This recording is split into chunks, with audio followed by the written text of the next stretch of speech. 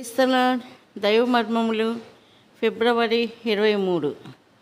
నేను జయించి నా తండ్రితో కూడా ఆయన సింహాసనమునందు కూర్చుండి ఉన్న ప్రకారము జయించు వానిని నాతో కూడా నా సింహాసనమందు కూర్చుండనిచ్చేదను. ప్రకటన 3:21.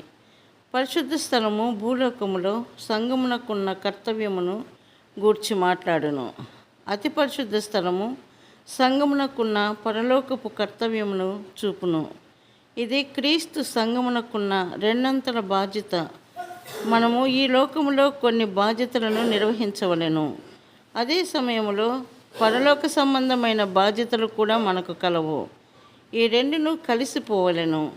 కొందరు భూలోక విషయములనే మనస్కరించవచ్చు, పరలోకమునకు సంబంధించిన వాటిని మరచి ఉన్నారు.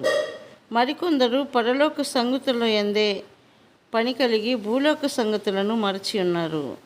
ఈ లోకములో మనకివ్వబడిన బాధ్యతలను నమ్మకముగా నిర్వర్తించి ఎదుర్కొన్న ప్రతి కష్టమును జయించినచో మనము కూడా ఆయనతో పాటు ఆయన సింహాసనం మీద ఆసీనులమగుదుము.